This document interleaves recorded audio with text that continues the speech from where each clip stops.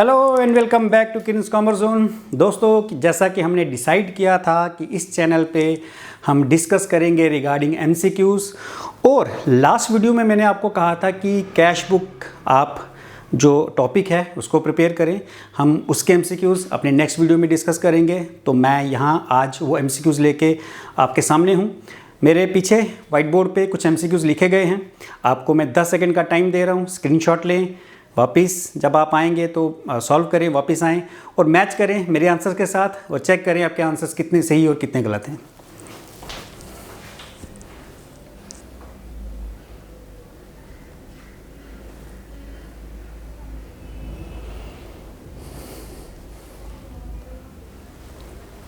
चलिए दोस्तों, I hope सबने स्क्रीनशॉट ले लिया।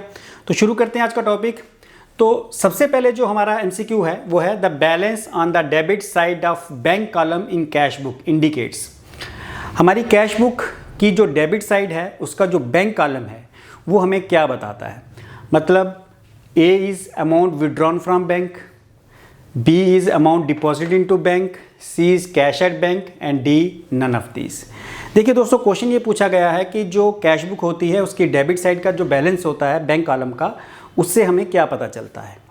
तो पहले मैं थोड़ा सा बता दूं, आपको एक ओवरव्यू दे दूं कि कैश बुक जब हम बनाते थे तो आपको याद होगा कि डेबिट साइड में हम जितनी भी रिसिप्ट्स थी कैश की और थ्रू चेक, कैश वाली कैश कॉलम में लिखते थे, और जो थ्रू चेक हमें कुछ पेमेंट रिसिप्ट्स आती थी वो हम बैंक कॉलम में लिखते थे। इसी तरह पेमेंट्स भी कैश वाली कैश में लिखते थे, और जो बैंक से थ्रू चेक हम पेमेंट कर रहे हैं वो बैंक कॉलम में लिखते थे। तो जो साइड बड़ी हो, सबसे पहले डेबिट बैलेंस का मतलब कि जो साइड बड़ी हो उसका बैलेंस बोला जाता है। अगर मान लो कि मैं कहता हूं कि डेबिट साइड बड़ी है तो इसको कहेंगे डेबिट बैलेंस, और अगर क्रेडिट साइड बड़ी है तो उसको क्या कहेंगे, क्रेडिट बैलेंस। अब यहां पे कहता है कि जो हमारी कैश बुक है उसकी जो डेबिट बैलेंस है, डेबिट साइड जो इंडिकेट करती है, जो डेबिट बैलेंस होता है वो क्या इंडिकेट करता है। तो देखिए दोस्तों, हम यहाँ पे जो कैश कॉलम और बैंक कॉलम बनाते हैं, ये कैश कॉलम और ये बैंक कॉलम, तो मैंने कहा था ये रिसिप्ट्स हमारी हैं। तो इसका जो डेबिट बैलेंस है, इसका मतलब रिसिप्ट्स हमारी ज़्यादा हैं। इसका जो डेबिट बैलेंस होगा वो डेबिट बैलेंस कैसे आता है, सारी पेमेंट्स निकालने के बाद, कि जितना हमें रिसिप्ट हुआ, मान लो हमें टोटल चेक में हमें रिसिप्ट्स हैं 10,000 की और हमने चेक से पेमेंट की है 7,000 की, तो वो जो 3,000 का बैलेंस है उसको बोलेंगे डेबिट बैलेंस। वो बताता है कि हमारा बैंक में कितना कैश पड़ा हुआ है। तो यही क्वेश्चन है कि जो balance on the debit side of cash book है, in debit side of bank column in cash book indicates, bank column में जो हमारा बैलेंस है, डेबिट साइड का जो बैलेंस है उसको हम क्या कहते हैं। तो मैंने अभी समझा दिया कि अगर डेबिट साइड बड़ी है, डेबिट बैलेंस को हम बोलेंगे कैश एट बैंक। जो बैंक में पैसा पड़ा है, डेबिट बैलेंस का मतलब हो गया कि सारी पेमेंट्स करने के बाद, डेबिट में से क्रेडिट यानी पेमेंट्स करने के बाद जो बैलेंस बचता है उसको बोलते हैं डेबिट बैलेंस, और उसका मतलब होता है कि वो बैलेंस जो हमारे पास बैंक में पड़ा हुआ है। तो चलिए, तो यहाँ पे ऑप्शन थे अमाउंट विड्रॉन फ्रॉम बैंक, हमने बैंक से जो पैसा निकाला ये वो शो करता है, तो रॉन्ग आंसर है ये। उसके बाद B amount deposit into bank, amount deposited into bank नहीं, अमाउंट डिपॉजिट इनटू बैंक का मतलब हो गया टोटल। जब डेबिट बैलेंस की बात करते हैं तो टोटल में से पेमेंट निकालने की बात हम कर रहे हैं, तो ये भी आंसर गलत है। कैश एट बैंक, यही मैंने कहा कि डेबिट बैलेंस या क्रेडिट बैलेंस का हमेशा यही मतलब होता है कि डेबिट में से जब क्रेडिट साइड माइनस कर देते हैं तब डेबिट बैलेंस, या फिर क्रेडिट में से डेबिट साइड जब माइनस करते हैं तो क्रेडिट बैलेंस। जो साइड बड़ी होती है उसका बैलेंस बोला जाता है। तो यहाँ पे डेबिट बैलेंस का मतलब कि डेबिट साइड बड़ी थी कि हमने रिसिप्ट्स में से पेमेंट करने के बाद जो बैलेंस बचा हम उसको लिख रहे हैं, और वो ये वो बैलेंस होता है जो बैंक में हमारे पास पड़ा हुआ है। So right answer is cash at bank यानी C. Next is the balance of cash column is always. तो दोस्तों, उसमें मैंने एक चीज़ और बताई थी कि ये जो दो साइडें हैं हमारी, एक डेबिट साइड एक क्रेडिट साइड, जो कैश कॉलम है इसमें हमेशा डेबिट साइड बड़ी होगी, और जो बैंक कॉलम है इसमें दोनों में से कोई भी बड़ी हो सकती है, ये भी बड़ी हो सकती है और ये भी, यानी डेबिट साइड भी बड़ी हो सकती है और क्रेडिट साइड भी। तो यही क्वेश्चन है the balance of cash column, हम कैश की बात कर रहे हैं। Balance of cash column is always, हमारा जो कैश बैलेंस होता है ऑलवेज क्या होता है, डेबिट बैलेंस होता है, क्रेडिट बैलेंस होता है, इधर डेबिट और क्रेडिट, सॉरी डेबिट क्रेडिट, सी इधर debit, sorry the balance of cash column is always debit credit और इधर डेबिट और क्रेडिट। तो मैंने क्या कहा कि जो कैश बुक है उसकी हमेशा ही क्या साइड बड़ी होती है, डेबिट साइड, तो उसका हमेशा ही कौन सा बैलेंस होगा, debit. So answer is debit balance. और बैंक वाली हमारी डेबिट या क्रेडिट कोई भी साइड बड़ी हो सकती है। चलिए next is the balance of petty cash book is a. हमारा पेटी कैश बुक जो है उसका जो बैलेंस बच जाता है, आपको याद होगा पेटी कैश बुक भी मैंने करवाया था, उसमें क्या था कि एक पेटी कैशियर होता है जिसको हम कुछ पैसा दे देते हैं, जिसमें वो पेटी एक्सपेंस यानी छोटे मोटे खर्चे वो उसी पेमेंट में से उसी पैसों में से करता है जो हमने उसको दिए हुए हैं। तो बाद में जो पैसा बच जाता है हमारे पास, मान लो हमने पेटी कैशियर को 1000 रुपये दिए थे, उसने 700 रुपया खर्च कर दिया, अब बाकी जो पैसा बचा उसको हम क्या बोलते हैं, तो क्वेश्चन यही है, the balance of petty cash book is, जो बैलेंस पेटी कैश बुक का बच जाता है उसको हम क्या बोलेंगे, लाइबिलिटी बोलेंगे, एक्सपेंस बोलेंगे, गेन बोलेंगे या एसेट बोलेंगे। देखिए दोस्तों वो लाइबिलिटी तो हो नहीं सकता, क्यों, क्योंकि लाइबिलिटी वो पैसा होता है जो हमें फ्यूचर में किसी का पेमेंट करनी है, जो हमने किसी से उधार ले रखा है, वो उधार तो नहीं है। वो एक्सपेंस भी नहीं है क्योंकि एक्सपेंस पे करने के बाद हमारे पास वो बैलेंस बचा है। वो गेन भी नहीं है क्योंकि गेन कैसे होगा, गेन तो तब होता है जब हमें कोई प्रॉफिट हो रहा। उल्टा हमें क्या हुआ है कि हमने मान लो पेटी कैशियर को 1000 दिए थे, 700 से ने खर्च दिया, तो 300 रुपये हमारा गेन नहीं है। और एसेट, क्योंकि हमारे पास बचा क्या है, cash, cash is an asset, तो आंसर इज डी कि वो एक एसेट है। चलिए दोस्तों next is petty cash book is used for recording. पेटी कैश बुक हम किस लिए यूज़ करते हैं, क्या चीज़ रिकॉर्डिंग करने के लिए हम पेटी कैश बुक यूज़ करते हैं, तो आंसर क्या है इसके, पेटी cash payment, petty cash receipts, all cash payment. तो दोस्तों ये भी मैंने आपको बताया था कि जो पेटी कैश बुक होती है ये हमारे जो छोटे मोटे पेटी एक्सपेंस जिनको हम बोलते हैं उन खर्चों को रिकॉर्ड करने के लिए हम पेटी कैश बुक बनाते हैं। तो हमारे पास जो ऑप्शन थी petty cash payment, petty cash receipts, all cash payment, हमारा answer is petty cash payment, छोटे मोटे खर्चे पेमेंट्स करने के लिए। पेटी कैश रिसिप्ट्स तो पेटी कैश बुक में नहीं रिकॉर्ड होती, हम सिर्फ पेमेंट्स रिकॉर्ड करते हैं। और ऑल कैश पेमेंट इसमें नहीं रिकॉर्ड होती क्योंकि ऑल कैश पेमेंट्स हम कहाँ रिकॉर्ड करते हैं, कैश बुक में।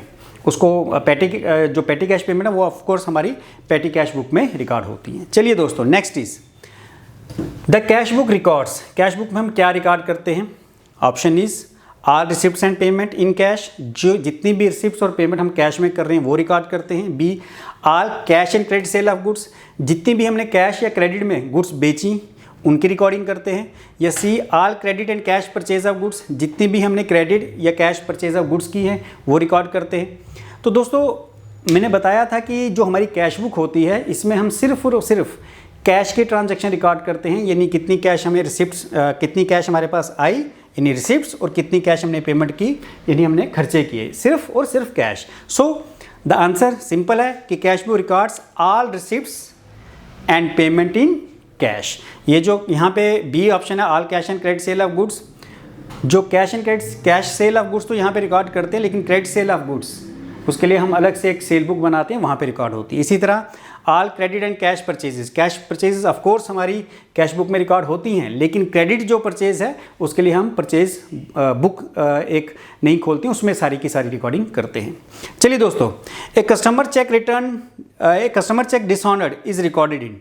अगर एक कस्टमर का चेक डिसऑनर्ड होता है, डिसऑनर्ड का मतलब वो चेक कैश नहीं हुआ, हमें किसी ने चेक दिया, हमने वो चेक बैंक में दिया, लेकिन मान लो उसके अकाउंट में उतना बैलेंस नहीं था, तो तब उस चेक को बोलते हैं डिसऑनर्ड।